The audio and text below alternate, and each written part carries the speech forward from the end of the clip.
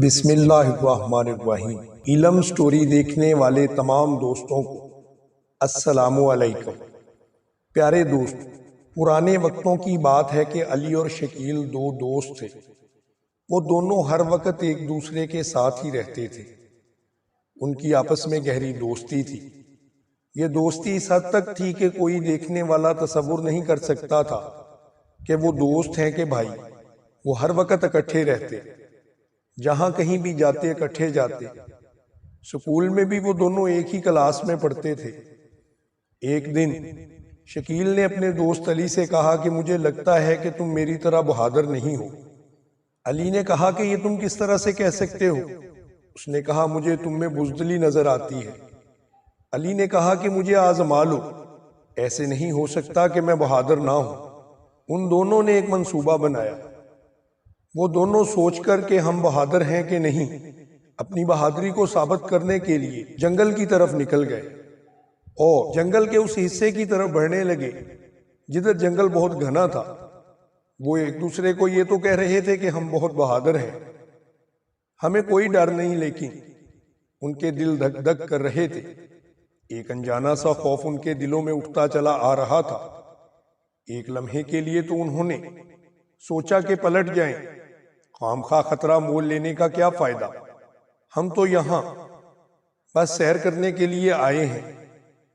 پھر دوبارہ سے انہوں نے کچھ سوچا اور سوچ کر واپس مڑنے کی بجائے آگے کی جانب بڑھتے رہے، اور یہ سوچ کر آگے بڑھتے رہے کہ ایسا کرنے میں کوئی حرج نہیں، تھوڑا سا آگے جا کر دیکھ لیتے ہیں۔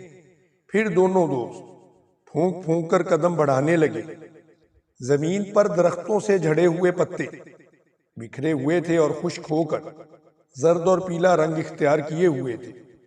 جب وہ پتے ان کے قدموں کے ساتھ ٹکراتے تو ان کی چرچر آواز آتی، جس کی وجہ سے ان کے دل اچھل کر حلق میں آ جاتے۔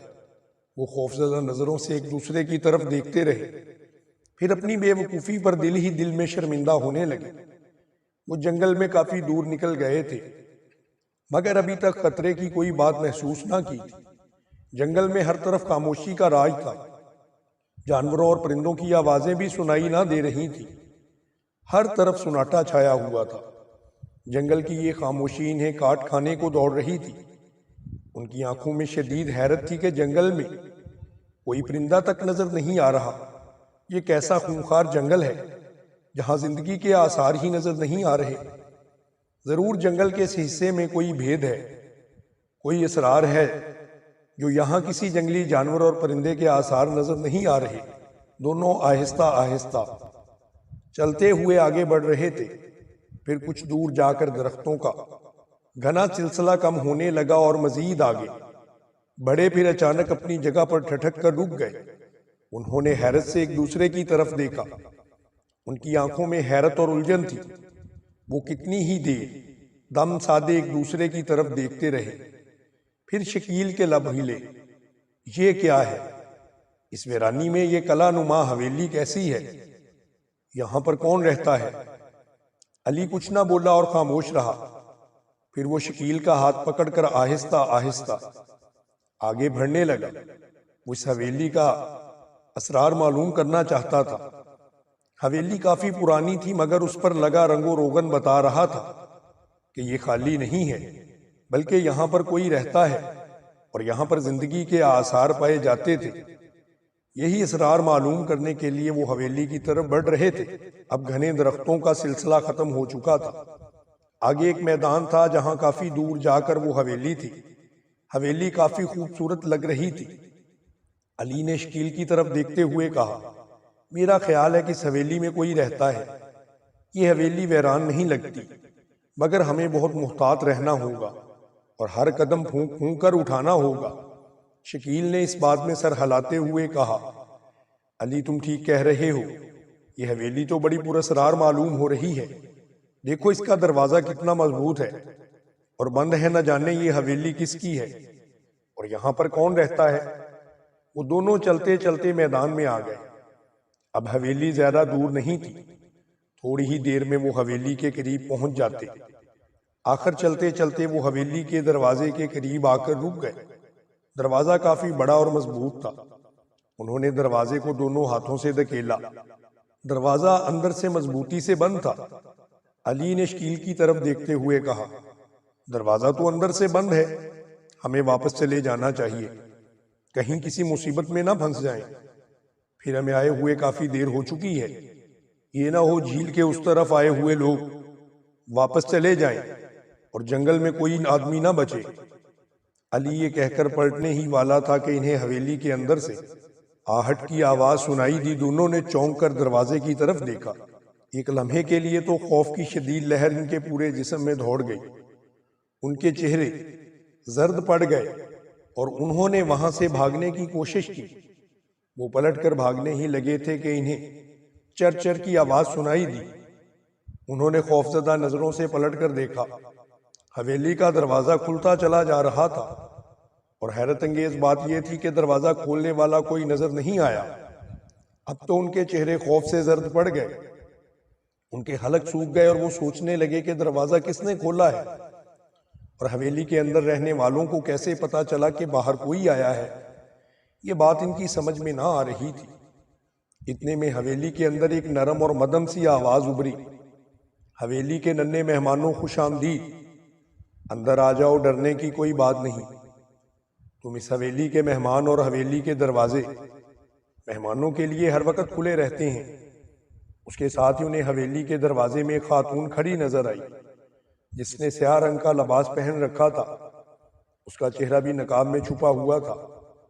اس عورت نے بڑے ہی نرم لہجے میں ان سے کہا، میں اس حویلی کی خادمہ ہوں اور میں تمہیں خوش آمدید کہتی ہوں، آ جاؤ۔ دونوں نے محسوس کیا جیسے کوئی اندیکھی طاقت انہیں حویلی کی طرف دھکیل رہی ہو۔ انہوں نے پلٹ کر دیکھا مگر ان کے پیچھے کوئی بھی نہ تھا۔ پھر خود بخود غیر ارادی طور پر ان کے قدم حویلی کے دروازے کی طرف اٹھنے لگے۔ وہ آہستہ آہستہ حویلی کے دروازے کی طرف بڑھ رہے تھے، ایسے جیسے نیند کے عالم میں چل رہے ہوں۔ انہیں معلوم نہ تھا کہ حویلی کی طرف وہ کیوں بڑھ رہے ہیں۔ پھر وہ دروازے سے حویلی کے اندر داخل ہوئے۔ یہ ایک لمبی راہداری تھی جہاں ہلکا پھلکا اندھیرا ہوا تھا۔ اس اندھیرے میں انہوں نے دیکھا کہ وہ عورت نوجوان تھی، اس کی آنکھوں میں نرمی تھی اور اس نے مسکرا کر ان سے کہا، ننھے مہمانوں، تمہیں گھبرانے کی بالکل بھی ضرورت نہیں، اس حویلی میں تمہیں ہر طرح کا آرام ملے گا، آگے بڑھو اور میرے پیچھے پیچھے چلتے آؤ۔ یہ کہہ کے وہ عورت ان کے آگے آگے چلنے لگی اور وہ بھی اس کے پیچھے ہو لیے۔ اب ان کے دل سے خوف دور ہو چکا تھا۔ وہ اطمینان اور سکون سے قدم بڑھاتے ہوئے اس کے پیچھے چل رہے تھے۔ کچھ دیر کے بعد راہداری عبور کر کے ایک ہال کمرے میں پہنچ گئے۔ کمرہ بڑی نفاست سے سجا ہوا تھا۔ چھت پر بڑے بڑے فانوس روشن تھے جس کی روشنی سے ہال کمرہ منور ہو رہا تھا۔ انہوں نے ہال میں پہنچ کر حیرت سے چاروں طرف دیکھا۔ کمرے میں بڑا نفیس سامان موجود تھا اور عورت نے نرم لہجے میں کہا، تم ان صوفوں پر بیٹھ جاؤ، میں تمہارے لیے کھانے کو کچھ لاتی ہوں، تمہیں گھبرانے کی بالکل بھی ضرورت نہیں، اس حویلی کے مالکان تمہارے ہمدرد ہیں، میں تمہاری خادمہ ہوں، تمہیں جس چیز کی بھی ضرورت ہو مجھے بتا سکتے ہو اور مجھے تمہاری خدمت کر کے خوشی حاصل ہوگی۔ دونوں دوستوں نے مسکرا کر ایک دوسرے کی طرف دیکھا۔ ان کے چہرے پر اب خوف کے بالکل بھی آثار نہ تھے۔ وہ وہاں پر بیٹھے تو خادمہ کمرے سے چلی گئی۔ وہ خادمہ کے آنے کا انتظار کرنے لگے۔ انہیں سمجھ نہیں آ رہا تھا کہ جنگل اور ویرانے میں اتنی خوبصورت حویلی کس نے بنائی ہوگی اور یہاں پر رہنے والے یہاں اس ویرانے میں کیوں رہ رہے ہیں۔ یہ وہ سوال تھے جن کا کوئی جواب ان کے پاس موجود نہیں تھا۔ چند ہی لمحوں کے بعد خادمہ ایک ٹرالی کو دھکیلتے ہوئے اندر آئی جس میں مختلف کھانوں کو سلیقوں سے رکھا ہوا تھا۔ اس نے ادب سے کہا، یہ لو کھانے اور جی بھر کر کھاؤ، اگر کسی اور چیز کی بھی ضرورت ہو تو بلا جھجک بتا دینا۔ دونوں دوست کھانے کی طرف دیکھتے اور کبھی اس خادمہ کی طرف۔ انہیں سمجھ نہیں آ رہا تھا کہ اس کا شکریہ ادا کیسے کریں، مگر ایک الجھن تھی جس نے انہیں پریشان کر رکھا تھا۔ وہ الجھن یہ تھی کہ اس حویلی کا مالک خود کہاں پر ہے، ان کے سامنے کیوں نہیں آ رہا۔ وہ سر جھکائے خاموشی سے بیٹھے رہے۔ انہوں نے کھانے کی طرف ہاتھ نہ بڑھایا۔ وہ کسی گہری سوچ میں غرق تھے۔ یہ دیکھ کر خادمہ نے بڑے ہی نرم لہجے میں کہا، تم کیا سوچ رہے ہو؟ علی نے سر اٹھا کر خادمہ کی طرف دیکھا اور بولا، کیا تم ہمیں ایک بات بتاؤ گی؟ خادمہ نے مسکراہٹ بھرے لہجے میں کہا، جی پوچھو، میں تمہارے ہر سوال کا جواب دوں گی۔ علی نے ایک گہرا سانس لیتے ہوئے کہا، تم اس حویلی میں کب سے ملازم ہو؟ اور اس حویلی کے مالک کہاں پر ہیں؟ وہ خود کیوں نہیں آئے؟ خادمہ نے چند لمحے خاموشی سے انہیں دیکھا، پھر خاموشی انہیں بری طرح کھٹک رہی تھی۔ پھر خادمہ کی آنکھوں میں آنسو تیرنے لگے۔ اس نے ان آنسوؤں کو روکنے کی کوشش کی مگر کامیاب نہ ہو سکی۔ اس نے چہرہ دوسری طرف کر لیا۔ دونوں یہ دیکھ کر پریشان ہو گئے۔ وہ اپنی جگہ سے اٹھ کر اس کے پاس آئے۔ اس کے آنسو بہہ رہے تھے، اس کی آنکھوں میں شدید کرب تھا۔ وہ بالکل خاموشی سے آنسو پوچھنے لگی اور بولی، ننھے مہمانوں، پہلے تم کھانا کھا لو، پھر میں تمہیں تمہارے ہر سوال کا جواب دوں گی۔ اس کی آواز مدھم ہو چکی تھی اور اس میں گہرا دکھ صاف جھلک رہا تھا۔ دونوں کو خادمہ کی حالت نے پریشان کر دیا۔ وہ سمجھ گئے کہ ضرور کوئی پریشانی والی بات ہے جو خادمہ کی آنکھوں میں آنسو بھر آئے ہیں۔ خادمہ کو پریشان دیکھ کر وہ بھی افسردہ ہو گئے تھے۔ وہ ان کی پریشانی کو بھی بھانپ چکی تھی۔ اس بار اس نے خود پر قابو پاتے ہوئے نرم لہجے میں کہا، تم پہلے کھانا کھا لو، پھر میں تمہیں ہر بات بتاؤں گی۔ مجھے تمہاری مدد کی ضرورت ہے۔ ہم تمہاری مدد ضرور کریں گے، تم حوصلہ رکھو۔ یہ سن کر خادمہ کے چہرے پر اطمینان سا چھا گیا۔ وہ دونوں کچھ دیر تک تو خاموشی سے خادمہ کو دیکھتے رہے۔ وہ بھی خاموش بیٹھی رہی۔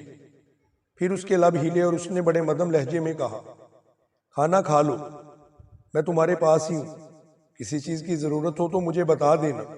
انہوں نے اس کی یہ بات سن کر کھانا کھانا شروع کر دیا اور ساتھ ہی کسی گہری سوچ میں بھی مصروف تھے۔ وہ سوچ رہے تھے کہ خادمہ کو ہماری مدد کی کیا ضرورت ہو سکتی ہے؟ اس حویلی کے مالکان کہاں پر ہے؟ کیا خادمہ اکیلی اس حویلی میں رہتی ہے؟ اگر وہ اس حویلی میں اکیلی ہے تو اتنے ڈھیر سارے کھانے اس نے کس لیے بنائے ہیں؟ اور یہ کھانے اور سامان کہاں سے وہ لے کر آتی ہے؟ یہ وہ سوال تھے جو ان بچوں کو بے چین کر رہے تھے۔ انہیں یہ حویلی پر اسرار لگتی تھی۔ اس خادمہ کا بھید بھی ان کی سمجھ میں نہیں آ رہا تھا کہ وہ اکیلی اس حویلی میں کیا کر رہی ہے۔ وہ جتنا سوچ رہے تھے ان کا ذہن اتنا ہی الجھتا جا رہا تھا۔ یہ گتھی تو پہلے کی طرح سلجھ رہی تھی مگر انہیں الجھائے جا رہی تھی۔ وہ تو سیر کرنے کے لیے جنگل میں آئے تھے اور پھر اچانک ان کا ذہن بن گیا کہ وہ ایک دوسرے کو اپنی بہادری دکھائیں۔ یہ سوچ کر وہ پریشان ہوئے کہ جنگل کے اس طرف جو لوگوں کا جھیل پر رش تھا وہ تو اب ختم ہو چکا ہوگا۔ اب تو واپس جانے کے لیے بھی ان کے لیے بہت مشکلات ہوں گی۔ شام ہونے سے پہلے پہلے ان کے اسکول کے ساتھی بھی یہاں سے چلے گئے ہوں گے، پھر وہ اپنے گھر کیسے پہنچیں گے؟ یہ سوچ کر وہ پریشان ہو گئے۔ خادمہ نے کہا، تم پریشان نہ ہو جب تک تم اپنے ساتھیوں کے پاس واپس نہیں پہنچ جاتے۔ نہ تو اس وقت تک شام کا اندھیرا پھیلے گا اور نہ ہی تمہارے ساتھی بغیر یہاں سے جائیں گے۔ یہ سن کر دونوں دوست اچھل پڑے۔ انہیں اپنی سماعت پر یقین نہیں آ رہا تھا۔ یہ باتیں تو وہ اپنے دل میں سوچ رہے تھے، پھر خادمہ کو ان باتوں کی خبر کیسے ہو گئی؟ یہ سوچ کر ان کے چہرے پر خوف و ہراس چھانے لگا۔ انہیں اس حویلی سے اور اس خادمہ سے ڈر لگنے لگا تھا۔ وہ خوف سے لرزنے لگے۔ وہ خادمہ سے نظریں بھی نہیں ملا رہے تھے۔ وہ ٹکٹکی باندھے ان کی طرف دیکھ رہی تھی۔ وہ ان کے دل کی باتیں بھی جان چکی تھی۔ خادمہ انہیں یوں خاموش اور پریشان دیکھ کر بولی، میں نے تمہیں پہلے بھی بتایا ہے کہ پریشان ہونے کی ضرورت نہیں۔ میں یا اس حویلی کے مالکان میں سے کوئی بھی تمہارا دشمن نہیں۔ اس حویلی کے مالکان کو صرف تمہاری مدد کی ضرورت ہے، پھر میں تمہارے ہر سوال کا جواب دوں گی۔ تم اطمینان سے کھانا تو کھا لو۔ کیسی مدد پہلے آپ مجھے یہ بتائیے۔ ہم تمہاری کیا مدد کر سکتے ہیں؟ ہم تو اپنے اسکول میں چھٹی کی وجہ سے اس جنگل میں آئے تھے۔ اگر ہم کچھ دیر پہلے اپنے لوگوں کے پاس نہ پہنچے تو سب لوگ وہاں سے چلے جائیں گے، پھر ہم اس جنگل میں تنہا پھنس جائیں گے۔ تم ہمیں یہاں سے جانے دو۔ یہ سن کر خادمہ نے تڑپ کر کہا، ایسا نہ کرنا، میں نے تمہیں کہا ہے کہ جب تک تم یہاں سے چلے نہیں جاتے نہ تو اس وقت تک رات کا اندھیرا ہوگا اور نہ ہی وہ لوگ جن کو تم دیکھ رہے ہو کہ تم ان کے ساتھ جانا چاہتے ہو وہ وہاں سے اپنی جگہ سے ہلیں گے۔ تم میری خدا کے لیے مدد کرو، میرے مالکان بڑی اذیت میں ہیں۔ یہ سن کر دونوں دوست پریشان ہو گئے۔ ان کی سمجھ میں نہیں آ رہا تھا کہ وہ کیا کریں اور وہ کس طرح کی مدد ان کی کر سکتے ہیں، وہ تو خود کم عمر ہیں۔ خادمہ انہیں خاموش دیکھ کر بولی، اگر تم مدد کرو گے تو مالکان تمہیں بھاری رقم انعام میں دیں گے اور تمہیں اتنی دولت دیں گے جس کا تم سوچ بھی نہیں سکتے۔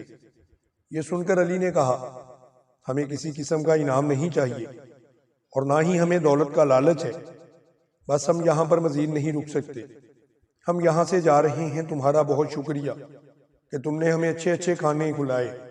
یہ سن کر خاتمہ کے چہرے پر مایوسی چھا گئی اور وہ التجا آمیز لہجے میں بولی، خدا کے لیے ہماری مدد کرو، اگر میں چاہوں تو تم میری مرضی کے بغیر یہاں سے جا نہیں سکتی، لیکن میں تمہیں زبردستی روکنا بھی نہیں چاہتی، تمہیں اپنی مدد کے لیے مجبور نہیں کر سکتی، لیکن درخواست ہے، میں تم سے رحم کی بھیک تو مانگ سکتی ہوں۔ یہ کہہ کر اس نے پھر سسکیاں لینا شروع کر دی۔ اس کو روتا دیکھ کر ان کے دل نرم ہو گئے اور وہ کہنے لگے کہ ہم تمہاری مدد کے لیے تیار ہیں، تم رونا بند کر دو، ہمیں یہ بتاؤ کہ ہم تمہاری مدد کیا کر سکتے ہیں، ہمیں تمہاری مدد کر کے خوشی ہوگی کیونکہ تم ایک بہت اچھی میزبان ہو۔ یہ سن کر خادمہ نے اپنے آنسو پونچھ ڈالے اور مشکور آنکھوں سے ان کی طرف دیکھنے لگی۔ اس کے چہرے پر اطمینان دیکھ کر دونوں لڑکے بھی مسکرا اٹھے۔ اب انہوں نے دل و جان سے خادمہ کی مدد کرنے کا فیصلہ کر لیا تھا۔ شکیل نے جلدی سے کہا، اب ہمیں فوری طور پر بتاؤ کہ حویلی کے مالکان کہاں پر ہیں اور انہیں کیا پریشانی لاحق ہے اور ہماری کس طرح کی مدد کی ضرورت ہے۔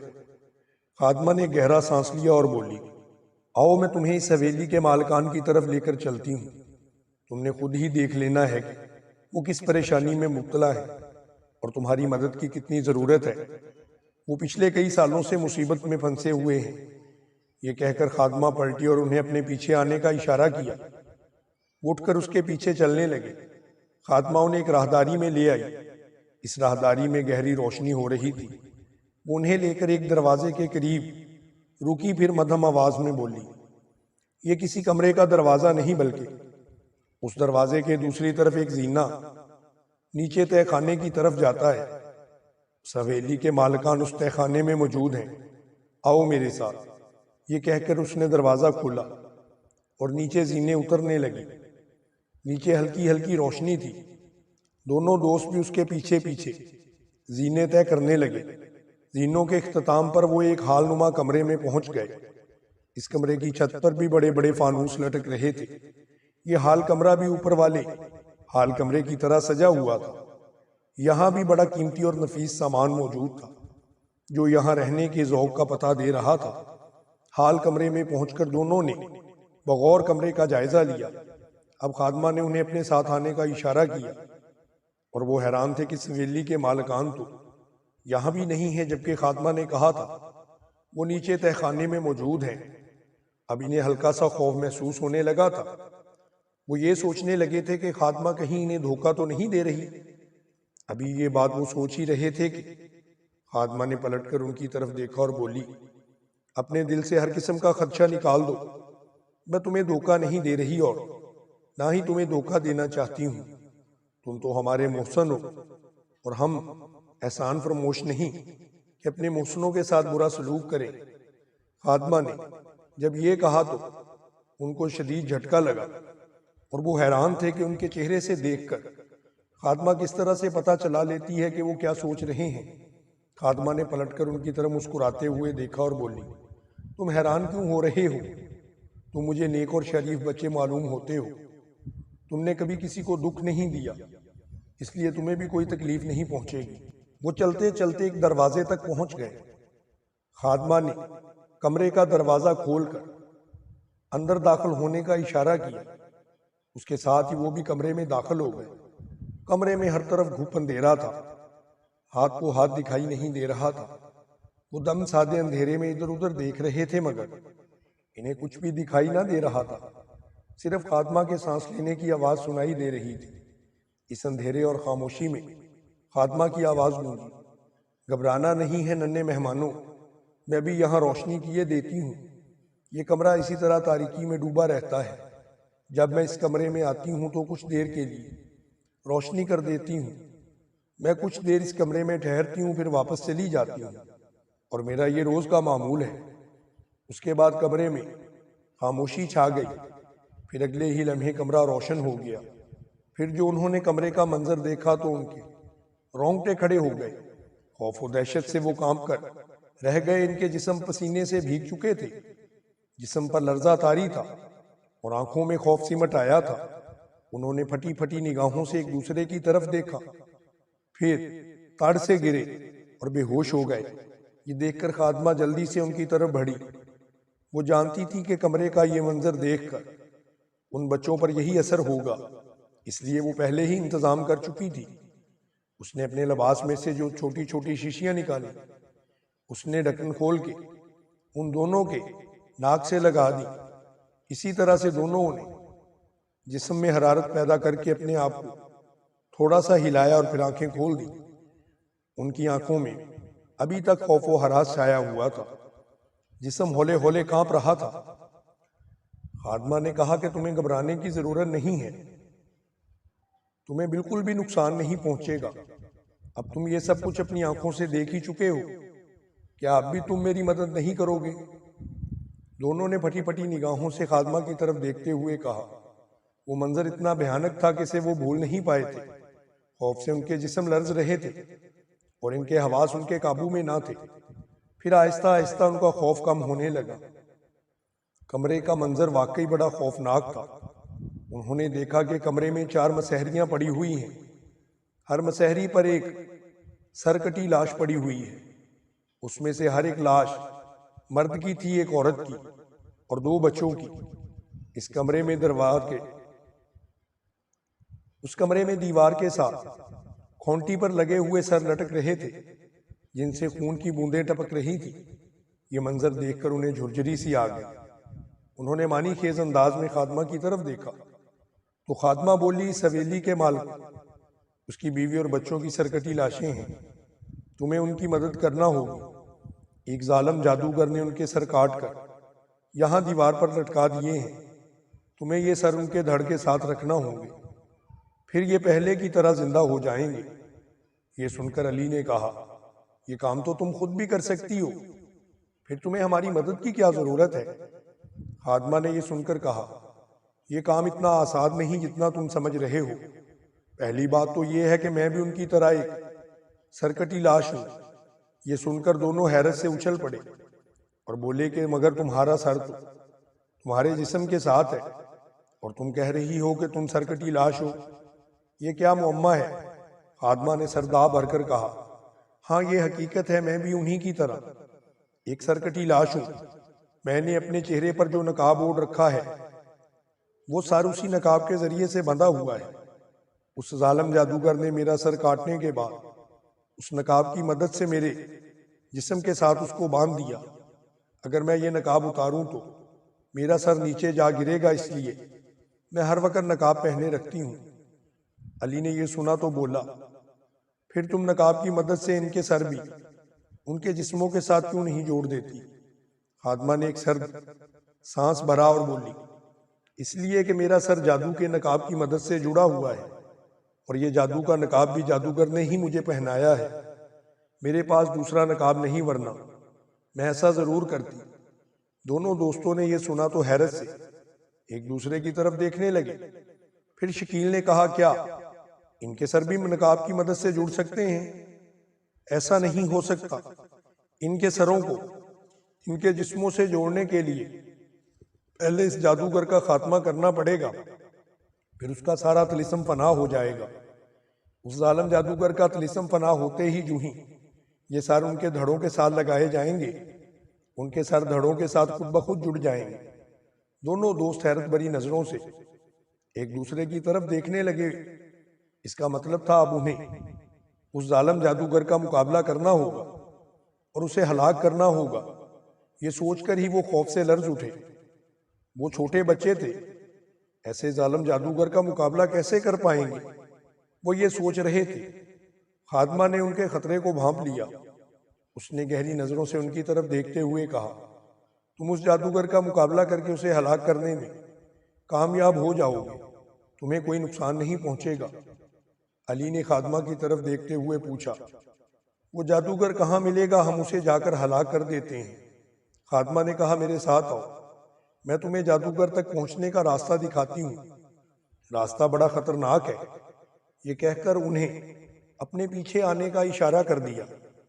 دونوں اس کے پیچھے چل پڑے۔ خادمہ انہیں لے کر ایک کمرے میں داخل ہوئی، پھر کمرے کے ایک کونے سے تختہ اٹھا کر اوپر کیا اور بولی، اس سرنگ میں اتر جاؤ، سیدھا چلتے جانا، یہ سرنگ ایک کھلے میدان میں جا کر ختم ہوگی۔ اس میدان کے آخری سرے پر ایک ظالم جادوگر کی پرانی سی حویلی ہے، وہ تمہیں اپنی حویلی میں ملے گا۔ جادوگر اپنی حویلی سے بہت کم نکلتا ہے، اگر کہیں جائے بھی تو تھوڑی دیر کے لیے جاتا ہے، پھر واپس حویلی میں آ جاتا ہے۔ تمہارے لیے جادوگر تک پہنچنا مشکل ہوگا، مگر تم اس تک پہنچ جاؤ گے۔ یہ کہہ کر خادمہ خاموش ہو گئی۔ انہوں نے سرنگ کی طرف قدم بڑھانے ہی تھے کہ خادمہ نے کچھ سوچ کر انہیں روک دیا۔ وہ رک گئے اور چونک کر اس کی طرف دیکھنے لگے۔ تم کچھ دیر یہیں ٹھہرو، میں ابھی آتی ہوں۔ راستے کے خطروں سے نمٹنے کے لیے میں تمہیں کچھ دینا چاہتی ہوں۔ ان چیزوں کی مدد سے تم راستے میں آنے والی ہر مشکل سے آسانی سے نپٹ سکو گے۔ یہ کہہ کر خادمہ وہاں سے چلی گئی۔ دونوں دوست سرنگ کے دانے پر کھڑے ہو کر ایک دوسرے کی طرف دیکھنے لگے۔ یہ معمہ ابھی تک ان کی سمجھ میں نہیں آ سکا تھا۔ عجیب صورتحال سے وہ دوچار تھے۔ کچھ سمجھ نہیں آ رہا تھا کہ وہ بیٹھے بٹھائے کس مصیبت میں پھنس گئے۔ علی نے شکیل کی طرف دیکھتے ہوئے کہا، ہمیں تو یہ شرط مہنگی پڑ گئی ہے۔ شکیل خاموشی سے سر جھکائے کچھ سوچ رہا تھا۔ اسے افسوس ہو رہا تھا کہ اس نے علی کی بات کیوں نہ مانی۔ اگر وہ اس کی بات پہلے ہی مان لیتا مصیبت میں نہ پھنستے، کیونکہ وہ اسے کہہ چکا تھا کہ ہمیں اس جنگل کے اندر نہیں جانا چاہیے، لیکن اب کچھ نہیں ہو سکتا تھا۔ وہ اس مصیبت میں تو پھنس ہی چکے تھے، اب نہیں جانتے تھے کہ اب انہیں کب آزادی ملے گی۔ کچھ دیر بعد خادمہ واپس آئی تو اس نے اپنی مٹھی کھولی۔ مٹھی میں 2 انگوٹھیاں تھیں۔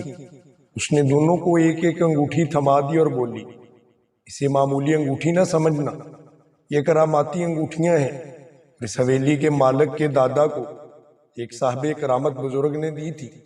یہ انگوٹھیاں نسل در نسل چلتی ہوئی اس حویلی کے موجودہ مالک تک پہنچی۔ جس شخص کے پاس یہ انگوٹھی ہوگی اس پر کوئی جادو یا طلسم اثر نہیں کرے گا۔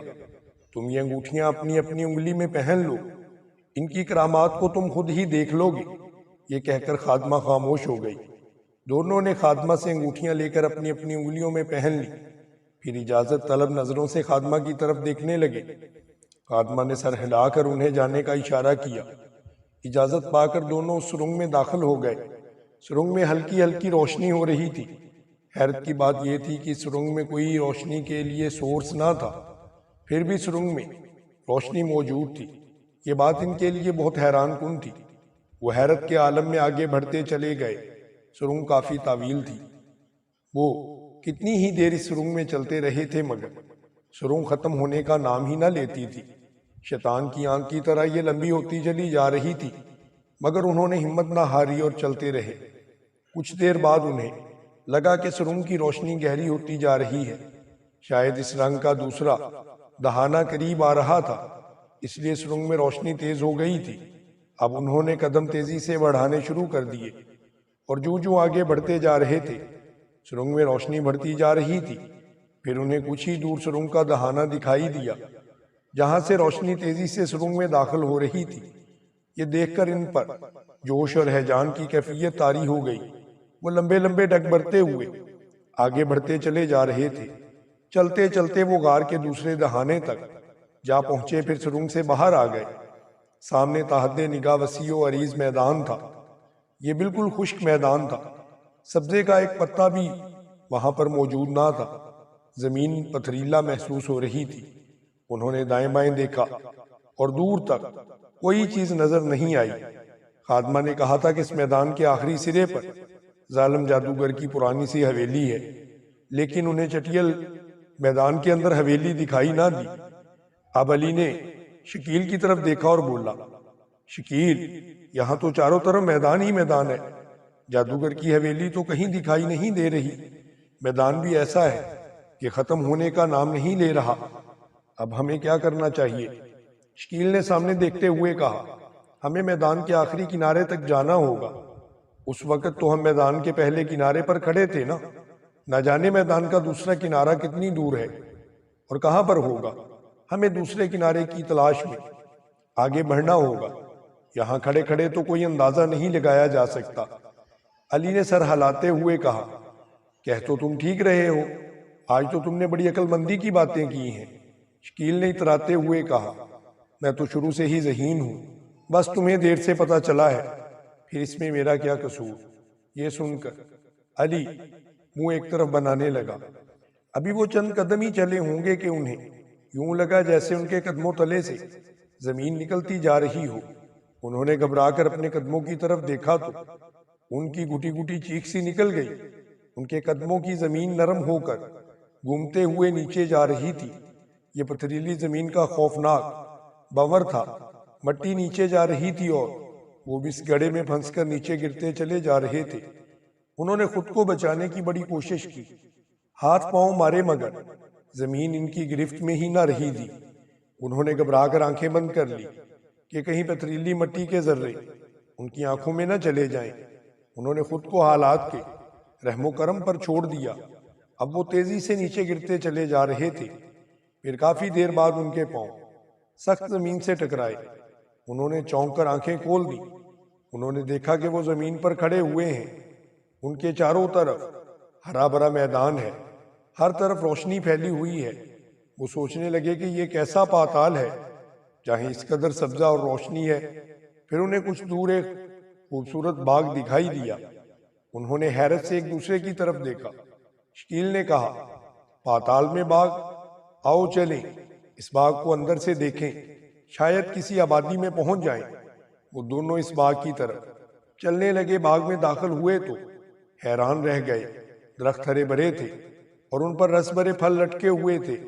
یہ پھل بڑے ہی عجیب و غریب تھے، انہوں نے آج تک ایسے پھل نہ دیکھے تھے۔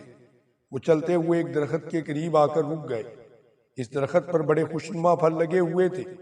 انہوں نے جو ہی ہاتھ بڑھا کر پھل کو توڑنا چاہا، پھل خود بخود ٹوٹ کر ان کے قدموں میں آ گرا۔ وہ دہشت زدہ ہو کر پیچھے ہٹے۔ وہ پھل لٹکتا ہوا ان کی طرف بڑھا۔ اب تو وہ دونوں خوفزدہ ہو گئے تھے۔ یہ کیا ہو گیا؟ پہلے خود بخود یہ پھل ٹوٹ کے گرا ہے اور اب ہمارے قدموں کی طرف آ رہا ہے۔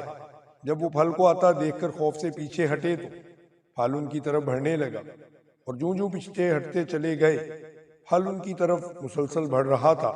انہوں نے مانی خیز نگاہوں سے ایک دوسرے کی طرف دیکھا اور پھر رک گئے۔ اس کے ساتھ ہی پھل بھی رک گیا۔ بڑی ہی عجیب صورتحال تھی۔ اب وہ تھوڑا سا آگے بڑھے تو پھل پیچھے ہٹنے لگا۔ خوف کی ایک شدید لہر ان کی ریڑھ کی ہڈی میں اترتی چلی گئی۔ یقیناً یہ کوئی طلسمی پھل تھا۔ اب وہ سوچنے لگے کہ کیا کریں۔ اگر وہ پیچھے ہٹتے ہیں تو پھل ان کی طرف بڑھنے لگتا ہے، جب وہ پھل کی طرف بڑھتے ہیں تو وہ پیچھے کی طرف ہٹنے لگتا ہے۔ یہ دیکھ کر وہ پلٹ کر بھاگ کھڑے ہوئے۔ بھاگتے بھاگتے انہوں نے پلٹ کر دیکھا تو وہ حیران رہ گئے اور ششدر ہو گئے۔ پھل بھی ان کے پیچھے اسی طرح سے آ رہا تھا۔ دہشت سے ان کا برا حال ہو چکا تھا۔ یہ پھل تو جاسوس کی طرح ان کے پیچھے لگ گیا تھا۔ وہ بھاگتے ہوئے باغ سے آ گئے۔ پھل بھی ان کے پیچھے پیچھے باہر آ گیا۔ آہستہ آہستہ ان کے اوسان بحال ہوئے تو وہ طلسمی پھل ان سے چند قدم دور موجود تھا۔ شکیل نے کانپتے ہوئے علی سے پوچھا، اس پھل سے کیسے جان چھڑائی جائے؟ ہم تو اس جادوگر کی تلاش میں نکلے تھے اور پاتال میں آ گرے۔ اس پاتال میں تو ہماری زندگی ایسے ہی بھٹکتی رہے گی۔ علی کسی گہری سوچ میں تھا۔ سوچتے سوچتے اس کی نظر اپنے ہاتھ پر پڑی۔ اس نے انگلی میں پہنی ہوئی طلسماتی انگوٹھی جو تھی، غیر ارادی طور پر اس کا نگینہ اس کے پھل کی طرف کر دیا۔ دوسرے ہی لمحے اسے حیرت کا شدید جھٹکا لگا۔ انگوٹھی سے دودھیا رنگ کا دھواں نکل رہا تھا۔ دھوئیں کی یہ پتلی سی لکیر تیزی سے اس پھل کی طرف بڑھ رہی تھی۔ یہ دیکھ کر پھل نے اپنی جگہ سے جمپ کیا اور باغ کی طرف لڑکنے لگا۔ دھوئیں کی لکیر اس کا پیچھا کرتی اس کے سر پر جا پہنچی اور پھل کو اپنے حصار میں لے لیا، اور جو ہی وہ دھوئیں کے حصار میں ہوا، آہستہ آہستہ وہ پھل کی بجائے ایک انسانی کھوپڑی میں تبدیل ہو گیا۔ یہ دیکھتے ہی وہ دونوں اپنی جگہ پر اچھل پڑے۔ جسے وہ پھل سمجھ رہے تھے وہ تو انسانی کھوپڑی تھی۔ یہ تو پھل نہیں بلکہ انسانی کھوپڑی ہے۔ اس کا مطلب ہے کہ باغ میں ہوئے درختوں پر پھل نہیں بلکہ چھوٹی چھوٹی انسانی کھوپڑیاں جھول رہی تھیں۔ علی کے منہ سے سرسراتے ہوئے نکلا یہ سنتے ہی شکیل بھی اپنی جگہ سے اچھل پڑا۔ یہ سوچ کر ہی اسے جرجری سی آ گئی تھی کہ یہاں درختوں پر پھل نہیں بلکہ کھوپڑیاں اگتی ہیں۔ دھوئیں کے حصار میں قید انسانی کھوپڑی تڑپتے تڑپتے ٹھنڈی ہو چکی تھی۔ وہ دونوں دم سادے یہ منظر دیکھ رہے تھے۔ کھوپڑی کے بے جان ہوتے ہی دودھیا روشنی کا غبار چمٹنے لگا، پھر وہ غبار ان کی نظروں سے اوجھل ہو گیا اور وہ مبہوت بنے اس مردہ کھوپڑی کی طرف دیکھ رہے تھے، اور یہ بات ان کی عقل میں بھی نہیں آ رہی تھی۔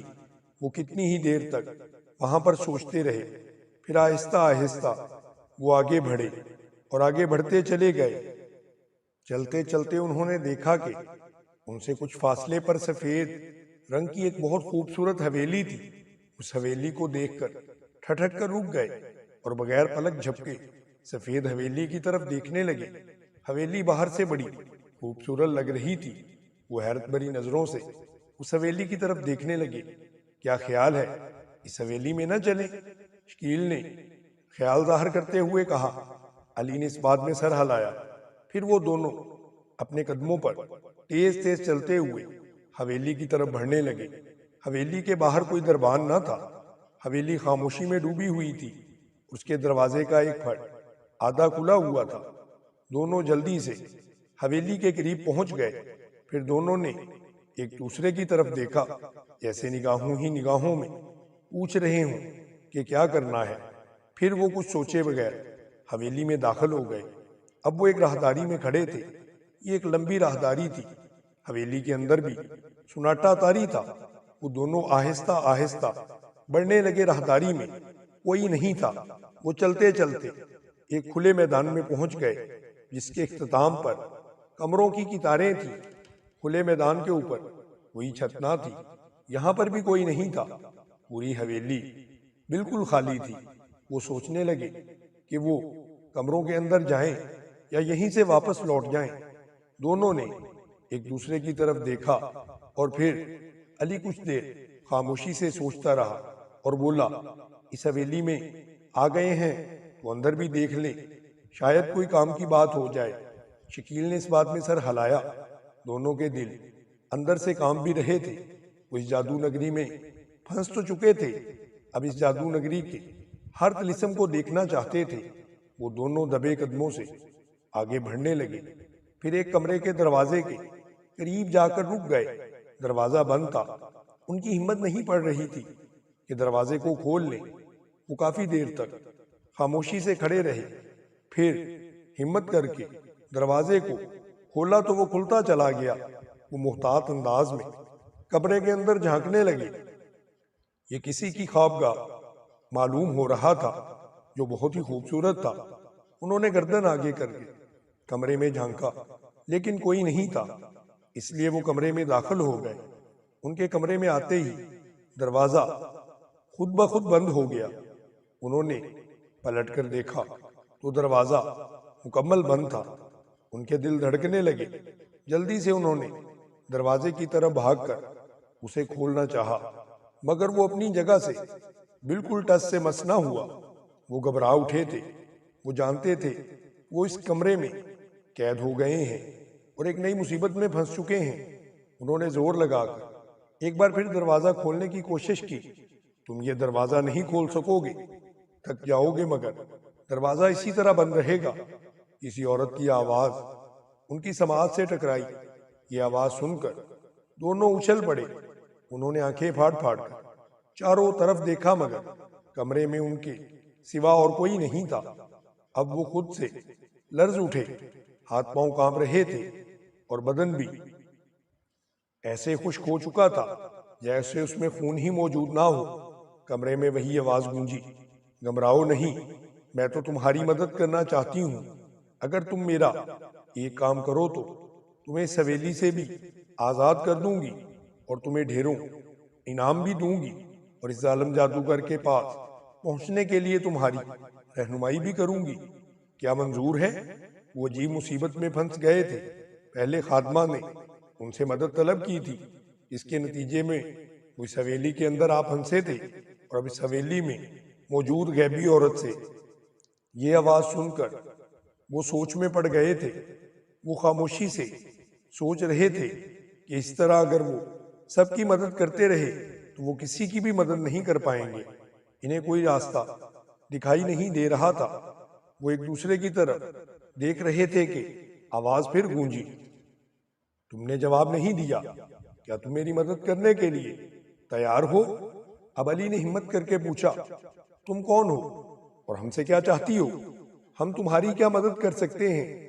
ہم تو خود کمزور ہیں۔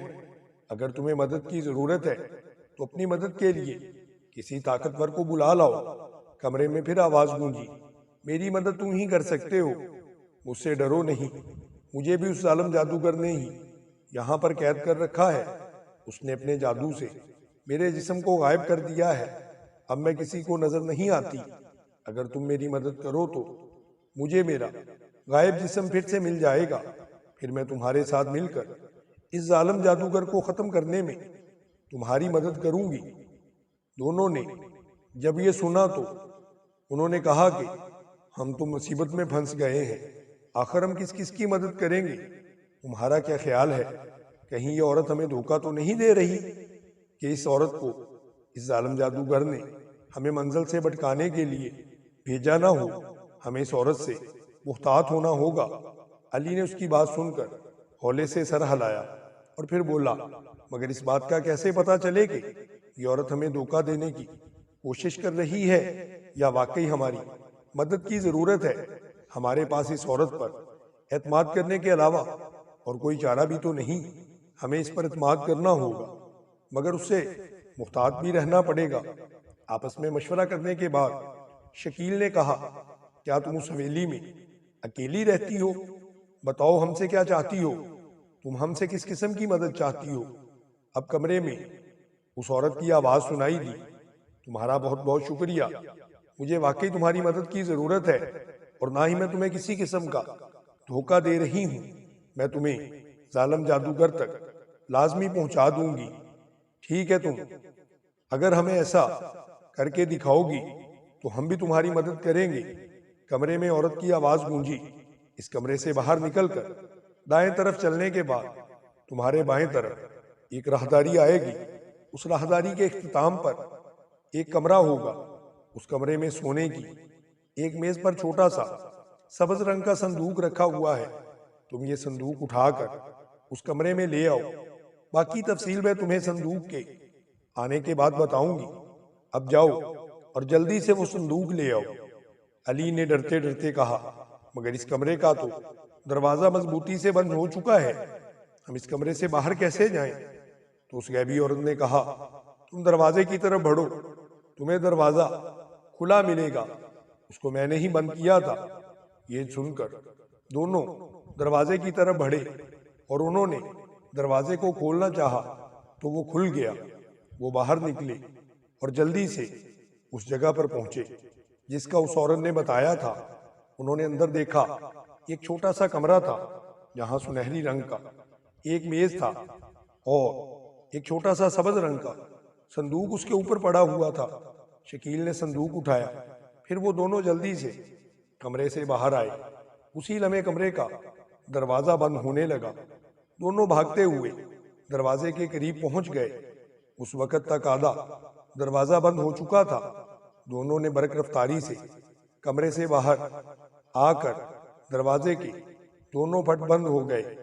انہوں نے پلٹ کر دیکھا، دروازہ بند ہو چکا تھا۔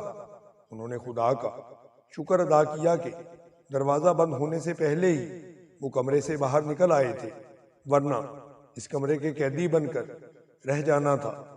سبز صندوق شکیل کے ہاتھوں میں تھا۔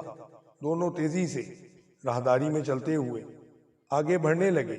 پھر وہ پہلے والے کمرے میں واپس آ گئے اور وہ ہانپ رہے تھے۔ جو ہی وہ کمرے میں داخل ہوئے تو آواز آئی، تمہارا بہت بہت شکریہ، تم وہ صندوق لے کر آ گئے، اب مجھے میرا جسم واپس مل جائے گا، میں بہت خوش ہوں، میں تمہارا یہ احسان زندگی بھر نہیں بھولوں گی۔ پھر چند لمحے کے لیے کمرے میں خاموشی چھا گئی، اور اس کے بعد پھر ایک عورت کی آواز گونجی، تم اس صندوق کو کھولو گے تو اس میں سے سرخ رنگ کا موتی نکلے گا، تم وہ سرخ موتی لے کر اس مسحری کے قریب آ جاؤ اور اس کی شعائیں مسحری پر پھینکو، اس کے ساتھ ہی مجھے میرا جسم مل جائے گا اور پھر میں تمہاری مدد کر سکوں گی۔ شکیل نے صندوق کھولا، اس نے صندوق میں سے سرخ موتی نکال کر ویسے ہی کیا جیسے اس غیبی آواز نے اسے بتایا تھا۔ دوسرے ہی لمحے وہ دونوں چونک اٹھے، جو ہی موتی کی شعائیں مسحری پر پڑیں تو شعائیں انسانی جسم میں تبدیل ہونا شروع ہو گئیں۔ پہلے یہ جسم دھندلا دھندلا دکھائی دے رہا تھا، پھر واضح ہوتا چلا گیا۔ انہوں نے دیکھا کہ مسحری پر ایک خوبصورت لڑکی لیٹی ہوئی تھی۔ یوں ہی اس کا جسم ظاہر ہوا، وہ اٹھ کر بیٹھ گئی اور احسان مند نظروں سے ان دونوں کی طرف دیکھنے لگی۔ لڑکی کو دیکھ کر انہوں نے پوچھا کہ تمہارا کیا نام ہے؟ اس نے کہا تم مجھے نیلم کہہ سکتے ہو، تم دونوں کو میں اپنا بھائی ہی سمجھتی ہوں۔ پھر اس نے ادھر ادھر دیکھا اور بولی کہ جتنی جلدی ہو ہمیں اس حویلی سے نکل جانا چاہیے، ورنہ ہمیشہ ہمیشہ کے لیے اس حویلی میں قید ہو جائیں گے۔ آؤ میرے ساتھ بھاگو، جتنا تیز بھاگ سکتے ہو۔ یہ کہہ کر لڑکی نے دوڑ لگا دی اور وہ دونوں بھی اس کے پیچھے بھاگ کھڑے ہوئے۔ ان کا رخ دروازے کی طرف تھا، پیچھے انہیں حویلی کے کمروں کے دروازے بند ہونے کی آوازیں سنائی دینے لگی۔ یہ آوازیں سن کر انہوں نے پہلے سے بھی تیز بھاگنا شروع کر دیا۔ حویلی کا بڑا دروازہ بھی آہستہ آہستہ بند ہو رہا تھا۔ لڑکی نے ایک لمبی چھلانگ لگائی اور دروازے سے باہر نکل گئی۔ اس کے پیچھے علی نے چھلانگ لگائی اور حویلی کا دروازہ تھوڑا سا کھلا رہ گیا تھا۔ شکیل ابھی حویلی کے اندر تھا۔ علی نے دیکھا تو تڑپ اٹھا، وہ واپس حویلی کے دروازے کی طرف بھاگا۔ دروازہ اب تھوڑا سا کھلا رہ گیا تھا۔ اتنے میں شکیل بھی دروازے میں سے پھنستا پھنساتا باہر نکلا اور دروازہ ایک خوفناک دھماکے سے بند ہو گیا۔ تینوں نے خدا کا شکر ادا کیا کہ وہ خیریت سے حویلی سے باہر نکل آئے ہیں۔ اگر شکیل ایک لمحے کے لیے بھی تاخیر کرتا تو وہ ہمیشہ کے لیے اس حویلی کا قیدی بن جاتا۔ یہ سوچ کر انہوں نے ایک دوسرے کو گلے لگایا اور نیلم کے لبوں پر بھی مسکراہٹ پھیلی ہوئی تھی۔ تم خاموشی سے میرے ساتھ چلے آؤ، میں تمہیں اپنے گھر لے چلتی ہوں۔ پھر وہاں تینوں پاتال کے اوپر والے حصے میں پہنچ جائیں گے۔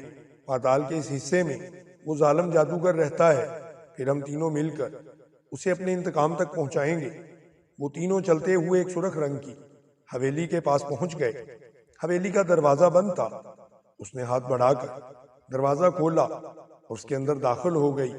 وہ دونوں بھی اس لڑکی کے پیچھے اسی حویلی میں داخل ہو چکے تھے اور حویلی اندر سے کافی خوبصورت اور نفیس تھی۔ وہ انہیں لے کر کمرے میں آئی اور بولی کہ کچھ دیر بعد ہم پاتال کے اوپر والے حصے میں چلے جائیں گے، اس ظالم جادوگر کو عبرتناک سزا دیں گے۔ تم یہاں بیٹھو، میں تھوڑی دیر میں واپس آتی ہوں۔ یہ کہہ کر وہ وہاں سے چلی گئی۔ دونوں دوست اس کا انتظار کرنے لگے۔ کچھ دیر بعد وہ واپس آئی۔ اس نے کہا کہ اب ہم پاتال کے اوپر والی منزل کی طرف چل رہے ہیں۔ پھر وہ تینوں پاتال کے اوپر والے حصے میں آ گئے۔